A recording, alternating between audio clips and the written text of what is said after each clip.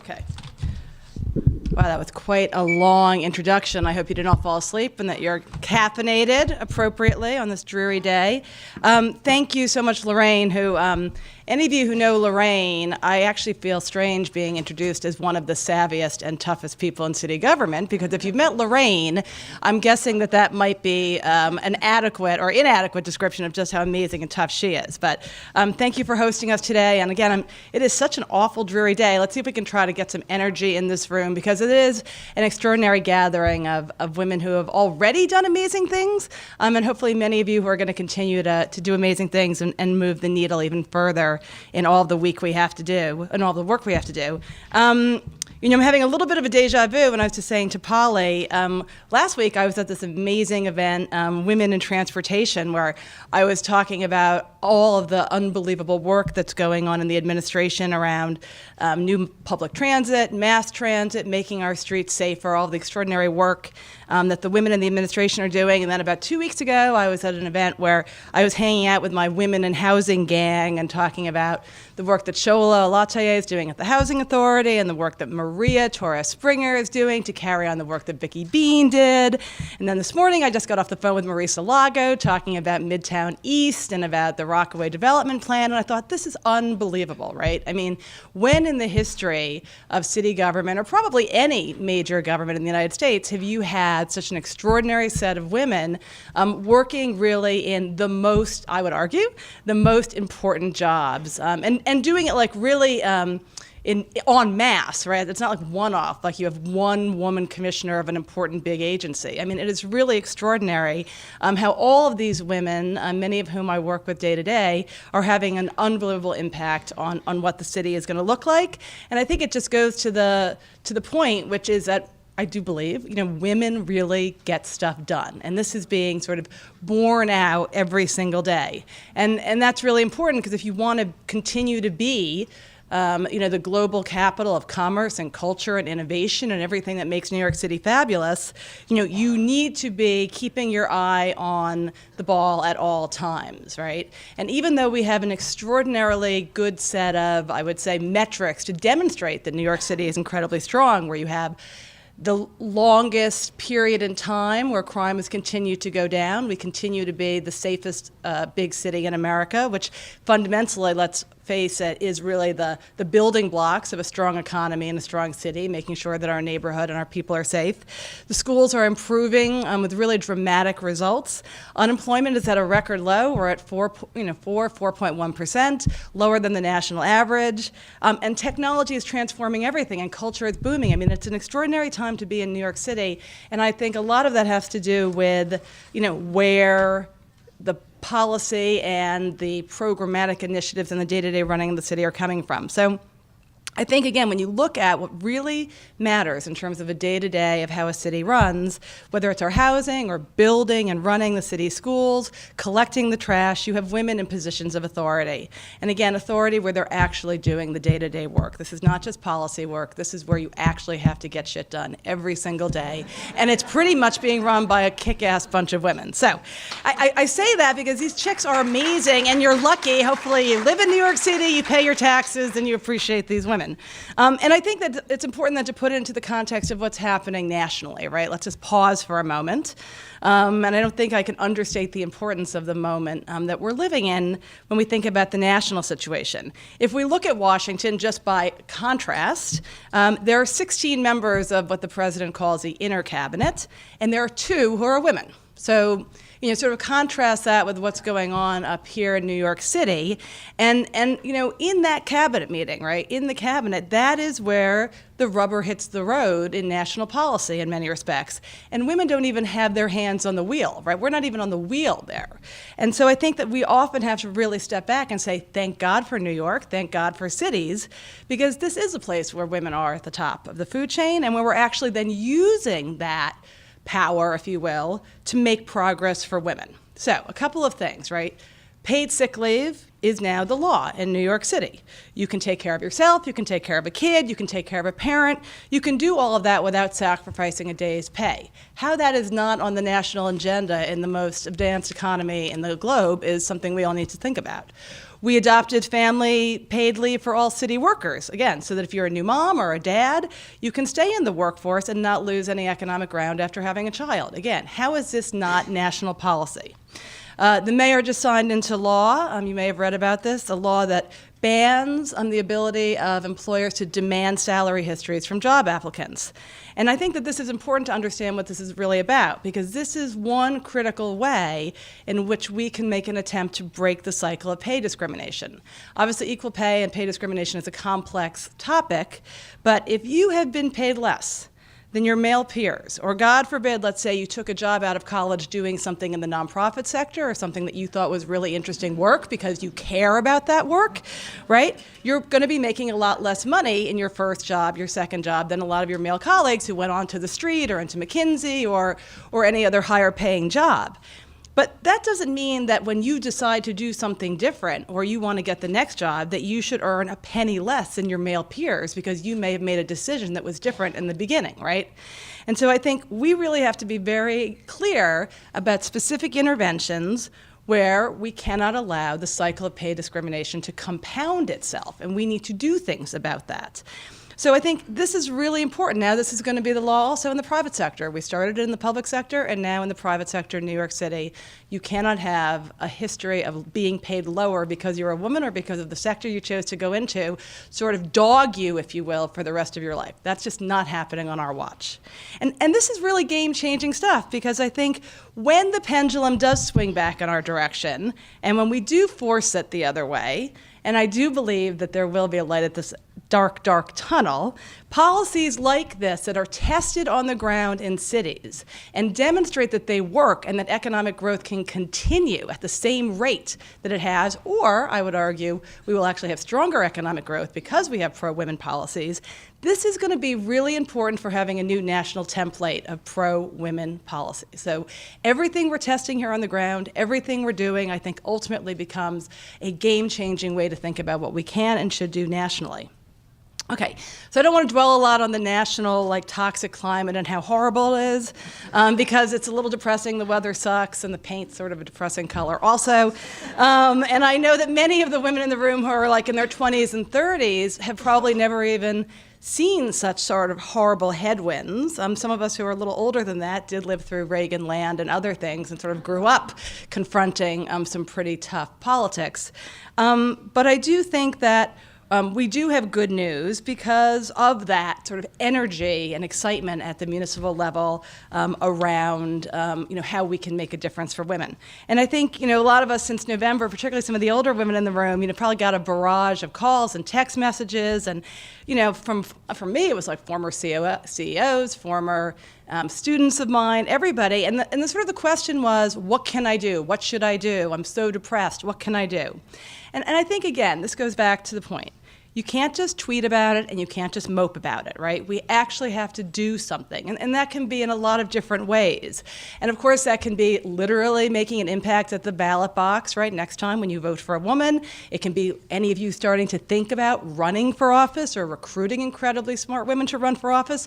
All of those are really important long-term strategies, but there's also, I think, real short-term things. There's a short game and the long game. And I think there are three things that everybody in this room can really do, no matter where you are in your career or sort of where your life leads you. And I think those three things are the following. I think we always have to lead by our own example, how we act and how we comport ourselves. I think we have an obligation to continue to change the institutions that you're a part of, and that can be your workplace, that can be an affiliation you have, it can be a school you're a part of. And you also have to continue to remember to build a really strong crew of ambitious women who are around you at all times. And I don't think I have to tell this crowd here about leading by example. I think many of us know, we talk about it a lot, that no matter where we are, you are constantly aware of the fact that we have to prove at some level that we actually belong in those boardrooms, in that big client meeting, in that investment committee, at the top of the building. And that doesn't change. And it's really extraordinary to me how much that doesn't change, whether you're like a junior project manager at an architecture firm, or whether you're like Ginny Rometty, who's running, who's like probably the most powerful CEO, when she was at IBM. I think everybody feels that at some level, and you sort of have to recognize that and understand how leadership needs to be put into that equation. Because at the end of the day, often being in those rooms, we draw fire or we draw attention simply because we're in the room and because we are women. And so I think leadership in our own lives every single day means consciously hiring more women. Okay? Don't just talk about hiring more women, go and hire more women. Just do it. Make sure that they're getting the salaries and the bonuses and the promotions and the sort of really hard, challenging projects, or getting the best client or the most complicated deal. Make sure every single day in what you do that the women you work with or for or have in your world are getting the opportunities that their male counterparts are just automatically afforded. Make sure that in a week where you have a million different things to do, that you take an extra hour with that younger woman who admires you or constantly stalking you on email to have a cup of coffee. Just do it, right? Because that cup of coffee then should result in you doing something for that woman, actually giving her a chance, not to just get some advice about life work and all this other stuff, but really to give that person a leg up. Take that extra time, because that's how this whole thing begins to build momentum. And I would also say, it's really important that we can't be afraid. And the national dialogue on this and sort of the thinking about this, I think, is complicated. I really believe you can't be afraid to acknowledge that work-life balance issues simply are more challenging for women. And that's not to say in every case, but at the end of the day, it is more challenging for women than most of the men around you. So I know people sometimes talk about this about me in the press, et cetera, but I make it pretty clear to my team that I'm going to take an hour off to get my roots done, or I'm going to meet my crazy mother-in-law to deal with her issues because the piano won't fit in the new apartment and she has to figure out how to take the legs off. And that's because I have to do that. That's what I do, right? And that doesn't make me a more or less effective deputy mayor. I think it probably makes me a more effective deputy mayor because when my roots are better, I feel better about myself. But that's like my own thing. Like, I don't know what your thing is, but it's good for me. So I do think it's really important that if you want to talk about life-work balance, then you have to start doing it yourself and being honest about it so that the women who you work with also grow up in that culture and feel that that is who they can be as a professional and still be awesome and still be accomplished. Which brings me to the second piece, which is if we really want to change, if this is really about changing the playing field, you have to start with the institutions that you work in. It's not always pretty and it's not always pleasant, but you really have to do it. And it doesn't happen overnight. It's a long-term strategy, but there are ways in which you can do it every day. I often talk about when I was at Goldman Sachs before I came to work for the city, we had a lot of meetings about, oh my God, there aren't enough women managing directors, this is terrible, how are we going to get the percentage up, all these diversity meetings, and it was this endless conversation. And of course, what I thought was so ironic about this at some level is that these meetings where we were supposed to figure out all these strategies about getting more women into the managing director ranks were always at 7:30 in the morning, okay? Before work, okay? Well, so here's the problem.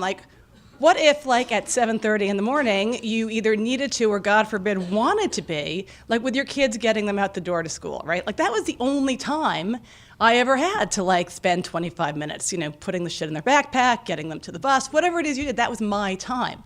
And I thought, this is crazy, right? These are the issues that we're trying to solve, and yet we're trying to solve them in an institutional framework that undermines our ability to be who we are. And so I basically pissed everybody off, which I've been known to do, and said, I resign. I'm not doing this. I'm not going to be on your diversity committee because I'm not having it at 7:30.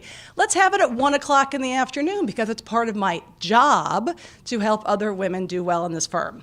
Look, I pissed them off. As it turns out, they did reschedule the meeting, and I stayed on the committee. But those are the kinds of things you have to do. It happened when I was told in the promotion process that I should pick one woman in my group to put up for promotion, because that's what we do. We pick one. We don't put up two, we put up one. And that was really, to me, another place where the rubber hits the road. And I said, you know what, I'm sorry, both of these women are amazing. I'm not picking one of these women because that's the way it's always been done. Okay? And I tell you that story because there's, I'm sure, something analogous in your own experience, where there's a moment in time where you have to take some risk. And I was told, trust me, by the head of the firm, the head of the division, that, you know, that's not the kind of thing we do here. Don't push it too far, Alicia. You're pushing it too far.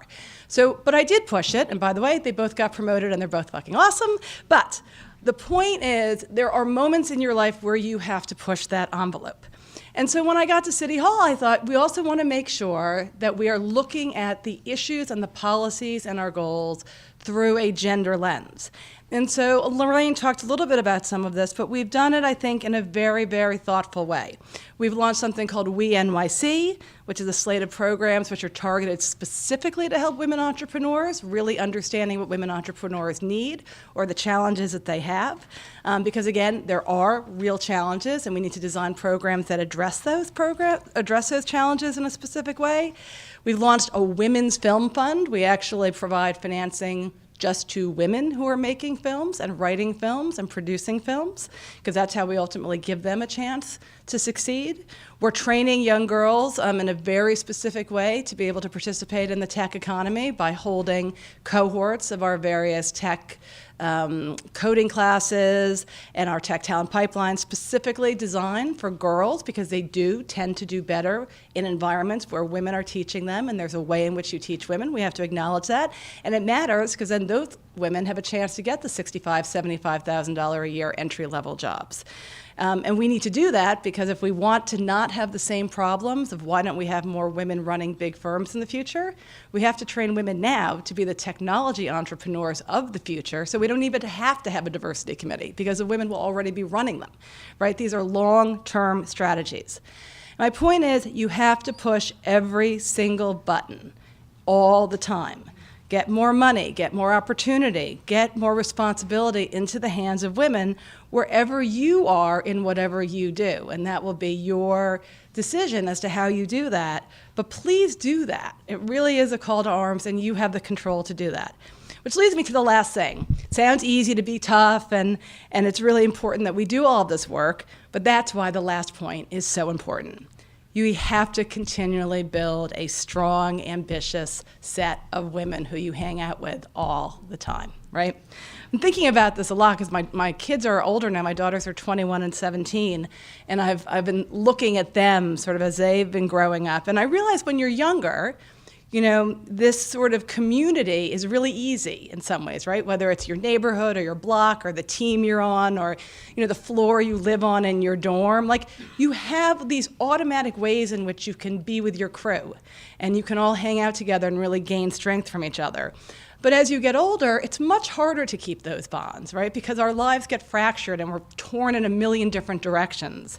But I really implore you all, for me, you know, I have my gang of women on the Upper West Side who I call my yayas, and they're this incredible group of women. One's a pediatric oncologist, one teaches art in the public schools, one's a social worker. They're just amazing, amazing women, and we really, really make sure that every week, you know, we find an hour or two to pretend to go exercise so that really we can go and hang out and drink coffee or have a couple of glasses of wine, but it's really so that we can sort of plot, fetch, and bounce ideas off each other, right? And really get that sense of community, because this is hard work when you're trying to be a change agent. And it's certainly what gets me through sort of what this is, a long marathon job and a long marathon career, I hope. But it's not just those friends, those yayas, who keep me sane. I think the other thing I would really, really say to all of you is, I also get a lot of satisfaction and a huge amount of inspiration from the younger women who are on my team, right? I always think it's really, really important. They're both very inspirational to me, and they're also, again, at the risk of having potty mouth, they're my bullshit callers. Like, they are like, you know, I'm waxing eloquently or lecturing everybody on what to do, and when I become a parody of myself, they are there to push back, right? And they're young, and they're tough, and they're amazing. So get it from the women beneath you, get it from the women around you, but make sure you're constantly in that dialogue and in that sort of bigger embrace of the women. Because again, none of this is easy. This is a really, really tough time for many people looking at the national environment, but we also are the luckiest bunch of women in the world because we live in New York City and we work together in an extraordinary place. So I guess I say it's being ambitious, which you all obviously are. You wouldn't have gotten out of bed on this yucky day to come to this room. Being ambitious in this town probably means taking more punches than most places, but also, quite frankly, being able to throw them. And it means that every time that you fail or you succeed, you don't really get to rest on your laurels. You gotta keep going, you gotta pick yourself up. So please, everybody in here, whether you're in healthcare or you're in the media or you're in government or you're in finance, please remember that it is this sisterhood that we create for each other that keeps us going, keeps us strong, and makes us ultimately a better city. Thank you for having me.